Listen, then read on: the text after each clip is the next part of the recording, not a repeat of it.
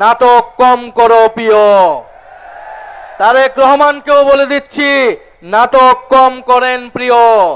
শেরেবাংলা ফজলুল হক এই বরিশালের সন্তান, যিনি জমিদারি প্রথার বিরুদ্ধে লড়াই সংগ্রাম করে এই বাংলার কৃষক প্রজার মুক্তি নিশ্চিত করেছিলেন, জমির অধিকার নিশ্চিত করেছিলেন।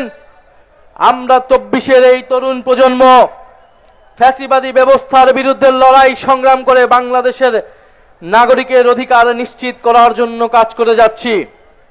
প্রিয় বরিশালবাসী, আজকে 11 দলের এই মহাসমাবেশ, আমরা অনেকগুলা বিভাগ ঘুরে ঘুরে আজকে বরিশালে জড়ো হয়েছি। সর্বশেষ আমাদের ঢাকায় মহাসমাবেশ অনুষ্ঠিত হবে। তারপরে প্রত্যেকটা জেলা, প্রত্যেকটা উপজেলায় আমাদের এই কর্মসূচি চলমান থাকবে। এবং এর মধ্যেও সরকার যদি গণভোটের রায়ের আলোকে জুলাই সনদ বাস্তবায়ন না করে, তাহলে গণ আন্দোলন এবং গণ অভ্যুত্থান পর্যন্ত যেতে আমরা বাধ্য হব।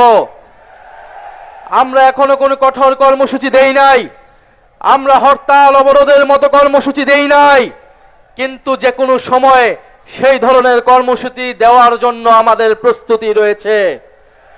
আমরা বাংলাদেশে এই মুহূর্তে এই ধরনের রাজনৈতিক কর্মসূচি দেওয়ার পক্ষে ছিলাম না, কিন্তু সরকার এবং প্রধানমন্ত্রী তারেক রহমান ক্রমশ পরিস্থিতিকে সেই দিকে ঠেলে নিয়ে যাচ্ছে। প্রধানমন্ত্রী অনেক ভালো ভালো কথা বলেন, প্রধানমন্ত্রীর মুখে মধু অন্তরে ছলনা। কারণ আমরা দেখলাম যেই গণভোটের পক্ষে, যেই জুলাই সনদের পক্ষে তিনি হ্যার প্রচারণা করলেন, নির্বাচনের ফলাফলের পরে 70% জনগণ গণভোটে সংস্কারের পক্ষে রায় দেওয়া সত্ত্বেও তিনি জুলাই সনদ বাস্তবায়ন করছেন না। অন্যদিকে মুখে বলে যাচ্ছেন জুলাই সনদ অক্ষরে অক্ষরে বাস্তবায়ন করব। গণ অভ্যুত্থানের সময় আমাদের একটি স্লোগান ছিল, নাটক কম করো প্রিয়। তারেক রহমানকেও বলে দিচ্ছি, নাটক কম করেন প্রিয়। বাংলাদেশের জনগণ আপনাকে ক্ষমতা দিয়েছে মানে এই নয় আপনি যা খুশি করবেন, যেরকম খুশি ছলনা প্রতারণা এদেশের জনগণের সাথে করবেন। বিএনপি গত 16 বছর গণতন্ত্রের জন্য লড়াই করেছে, কিন্তু দুঃখের বিষয় 5ই আগস্টের পর থেকে তারা গণতন্ত্রের বিপক্ষে লড়াই করে যাচ্ছে। আসল কথা হচ্ছে বিএনপি কখনোই গণতন্ত্রের পক্ষে ছিল না, তারা লড়াই করেছিল ক্ষমতার জন্য। তারা গণ অভ্যুত্থানে আমাদের সাথে কাঁধ মিলিয়েছিল ক্ষমতার জন্য, নিজেদের স্বার্থ হাসিলের জন্য। নির্বাচনের মাধ্যমে ক্ষমতা তাদের কুক্ষিগত হয়েছে।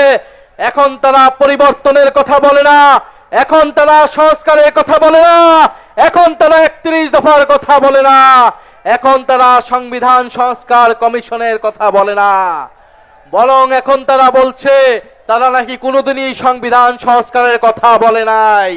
অথচ তাদের 31 দফার প্রথম দফাটি হচ্ছে সংবিধান সংস্কার কমিশন গঠন করা হবে। অতএব সংবিধান সংশোধন কমিটির নামে যেই প্রহসন এই জাতির সাথে করা হচ্ছে, শেখ হাসিনা এই ধরনের প্রহসন করে আজকে তার পরিণতি হয়েছে সে দিল্লিতে আছে। বিএনপি সরকারকে আমরা বলে দিতে চাই, সংবিধান সংশোধনের নামে এই ধরনের প্রহসন বাংলাদেশের জনগণ মেনে নেবে না। সংবিধান সংস্কার করতে হবে। যদি আপনারা সংস্কারেও রাজি না হন, আমরা নতুন সংবিধানের দাবি উঠাবো, আমরা নতুন গণপরিষদ নির্বাচনের দাবি উঠাবো। ফলে ভুলে গেলে চলবে না, ঐক্যমত কমিশনে আপনারা ঐক্যমত হয়েছিলেন গণভোটের পক্ষে, সংবিধান সংস্কারের পক্ষে। প্রিয় বরিশালবাসী, আমরা জানি বরিশালে কর্মসংস্থান নাই। বরিশালের মানুষ ঢাকায় গিয়ে অনেক কষ্ট করে জীবন যাপন করে। বিএনপি সরকার তাদের ইস্তিহারে বলেছিল 18 মাসে তারা 1 কোটি কর্মসংস্থান নিশ্চিত করবে। 5 মাস হয়ে গিয়েছে, কয়টি কর্মসংস্থান নিশ্চিত হয়েছে? কয়টি চাকরি নিশ্চিত হয়েছে? হয়েছে চাঁদাবাজি নিশ্চিত হয়েছে কিনা? কার্ড হয়েছে কিনা ছাত্র দলের, যুব দলের?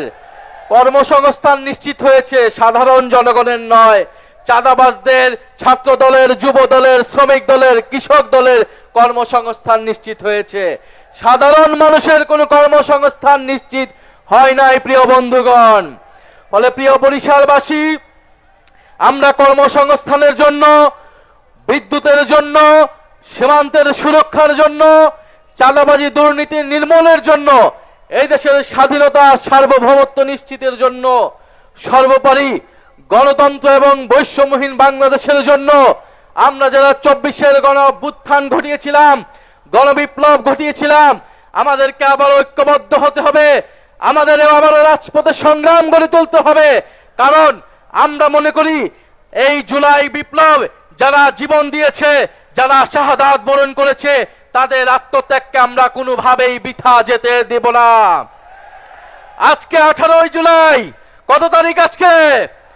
18 জুলাই গণ অভ্যুত্থানের সেই ঐতিহাসিক দিন, যেদিন মীর মুগ্ধ ঢাকায় শাহাদাত বরণ করেছিলেন, শহীদ ফারহান ফায়াজ ঢাকায় শাহাদাত বরণ করেছিলেন।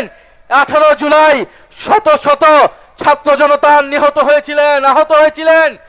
পাবলিক বিশ্ববিদ্যালয় যখন বন্ধ করে দেওয়া হয়েছিল, আমাদের প্রাইভেট বিশ্ববিদ্যালয়ের ভাই বোনেরা রাজপথে নেমে এই কোটা আন্দোলনকে গণ অভ্যুত্থান থেকে বিপ্লবে রূপান্তর করেছিল। আমরা আজকের সেই সমাবেশ থেকে আমাদের সেই প্রাইভেট বিশ্ববিদ্যালয়ের শিক্ষার্থী ভাই ও বন্ধুদের যারা শহীদ হয়েছে, যারা আহত হয়েছে, তাদেরকে আমরা শ্রদ্ধা ভরে স্মরণ করছি এবং আমরা ওয়াদা করছি আমাদের এবারের লড়াই, এবারের সংগ্রামে সংস্কারের পক্ষে, বিচার নিশ্চিতের পক্ষে আমরা সেই প্রাইভেট পাবলিক মাদ্রাসার শিক্ষার্থীদের, সেই শহীদদের আত্মত্যাগকে ধারণ করে এবারে আমাদের সফলতা আমরা অর্জন করব। জুলাই সনদ বাস্তবায়ন হবে, শেখ হাসিনা সহ গণহত্যাকারীদের বিচার নিশ্চিত হবে, দেশ থেকে দুর্নীতি বিলোপ হবে, আমাদের সীমান্তের সুরক্ষা নিশ্চিত হবে, দেশের সার্বভৌমত্ব নিশ্চিত হবে। দিল্লি কিংবা কোন দেশের তাবেদারি বাংলাদেশের সরকারকে, বাংলাদেশের রাষ্ট্রকে আমরা আর কোনোদিনই করতে দেব না। বরিশালের মানুষ ঐক্যবদ্ধ হন। বরিশাল থেকে যদি গণজাগরণ তৈরি হয়, ইনশাল্লাহ বাংলাদেশের প্রতিটি পথে প্রান্তরে এই বিপ্লব ছড়িয়ে যাবে। ইনকিলাব, ইনকিলাব, এই ক্ষমতা না জনতা, ইয়া প্রশ্ন সংগ্রাম, ই দালালি না রাজা, দালালি না রাজপথ, গোলামি না আজাদি, ই তুমি কে, আমি কে, আমরা সবাই হাদি হব, এই যুগে যুগে লড়ে যাব। ইনকিলাব, ইনকিলাব। আপনার স্বপ্নগুলো আকাশ ছুবে প্রবাসীর হেলিকপ্টারের মাধ্যমে। বিয়ে, জন্মদিন অথবা যে কোনো বিশেষ প্রয়োজনে হেলিকপ্টার ভাড়া করতে যোগাযোগ করুন স্ক্রিনে দেয়া নাম্বারে। প্রবাসীর হেলিকপ্টার, নিরাপদ ও সাশ্রয়ী বাহনের বিশ্বস্ত নাম।